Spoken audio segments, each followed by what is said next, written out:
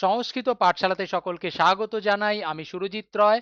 তোমরা যারা WBSU অর্থাৎ ওয়েস্ট বেঙ্গল স্টেট ইউনিভার্সিটি আন্ডারে তোমরা যারা পড়ছো থার্ড সেমিস্টারে, তোমাদের জন্য আজকে আমি কাব্যালঙ্কার সূত্রবৃত্তি থেকে শর্ট প্রশ্ন নিয়ে আলোচনা করতে চলেছি। সম্পূর্ণ ভিডিওটা দেখবে, তাহলে তোমরা বুঝতে পারবে। আর এর আগেও আমি শর্ট কোশ্চেনে আলোচনা করেছি একটা ভিডিওতে, কিন্তু সেখানে একটা জায়গাতে আমার একটু ভুল হয়ে গেছে। সেটা কোথায় ভুল হয়েছে, কি ভুল হয়েছে, আমি সেটা এই ভিডিওতে আলোচনা করতে চলেছি।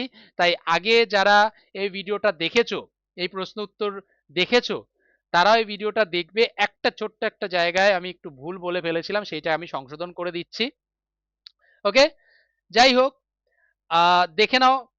আর কত দেরি করব না, তোমাদের দেখে নাও শর্ট প্রশ্নগুলো। কাব্যালঙ্কার সূত্রবৃত্তি গ্রন্থের ক রচয়িতা? আমরা জানি কাব্যালঙ্কার সূত্রবৃত্তি গ্রন্থের রচয়িতা কে? আচার্য বামন।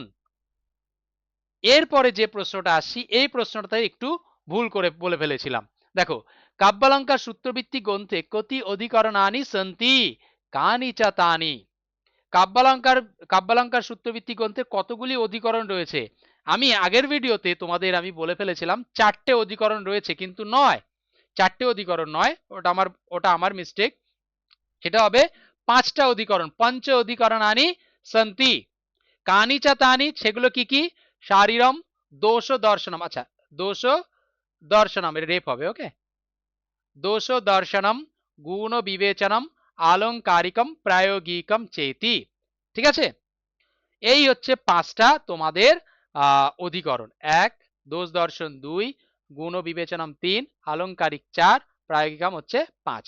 ওকে, এরপর আসি কাব্যালঙ্কার সূত্রবৃত্তি গ্রন্থের প্রথম অধিকরণের নাম কিম? কাব্যালঙ্কার তাহলে সূত্রবৃত্তি গ্রন্থের প্রথম অধিকরণ কে? শারীরম।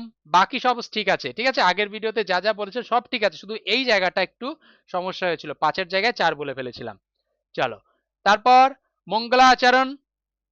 মঙ্গলাচরণ খুব খুব ইম্পর্টেন্ট। প্রণম্য পরমং জ্যোতির্বামনেন কবিপ্রিয়া কাব্যালঙ্কার সূত্রাণাম শেষাং ভিত্তির বিধীয়তে। এখানে তোমরা ইতি বসাতেও পারো, নাও পারো, যাই হোক, ওটা কোনো ব্যাপার নয়। ওকে, আর এই গ্রন্থের বৃত্তির নাম কি? বৃত্তির নাম হচ্ছে কবিপ্রিয়া। যাই হোক, আমি আর বেশি ডিটেলসে আলোচনা করব না, তোমরা শুধু ভিডিও এটা দেখো, প্রশ্নগুলো দেখতে পারো, স্ক্রিনশট নিয়ে রাখতে পারো। ঠিক আছে, এখানে কাব্য ক প্রকার? আমরা জানি কাব্য 2 প্রকার, একটা হচ্ছে গদ্য পদ্য। তারপরে উপরে উপরে দেখো কবি কত প্রকার? কবি হচ্ছে 2 প্রকার, অরচকি, সতিনব্য বহারি। অরচকি কবিকে বলা হয় বিবেকী, আর সতিনব্য বহারি কবিকে বলা হয় অবিবেকী।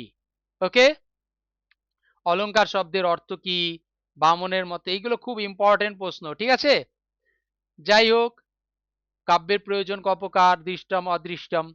ওকে, যাই হোক, তোমরা যারা যারা সম্পূর্ণ নোট পেতে চাও, সেটা সংস্কৃত হোক, এডুকেশন হোক, হিস্ট্রি হোক, আমাদের এই নাম্বারে আমার সঙ্গে যোগাযোগ করতে পারো, নিচে দেওয়া নাম্বারে আমাদের সঙ্গে যোগাযোগ করতে পারো। আর যদি মনে করো যে সম্পূর্ণ নোটটা নেবে, তাহলে আমাদের প্লে স্টোর সংস্কৃত কক্ষা এই অ্যাপ আছে, প্লে স্টোরে গিয়ে সেখান থেকে তোমরা ডাউনলোড করে নিতে পারবে। এবং প্লে স্টোর থেকে ডাউনলোড করার পরে সেখানে তোমরা অল কোর্স দেখতে পারবে। এই অল কোর্সের মধ্যেই কিন্তু তোমরা তোমাদের সমস্ত কোর্স, সমস্ত নোট, সাজেশন, সমস্ত কিছু সেখান থেকে পেয়ে যাবে। তাই আর অন্য কোথাও তোমাদের আর যেতে হবে না। তোমরা একটা মাত্র অ্যাপ, সংস্কৃত কক্ষা অ্যাপ ডাউনলোড করলে সেখানে তোমরা এডুকেশন, সংস্কৃত সমস্ত নোট, সাজেশন সমস্ত কিছু পেয়ে যাচ্ছ। ওকে, তাই আর দেরি না করে এখনই প্লে স্টোর থেকে সংস্কৃত কক্ষা অ্যাপটা ডাউনলোড করো। আর এই অ্যাপের লিঙ্কটা আমি ভিডিও ডেসক্রিপশনে দিয়ে রাখবো।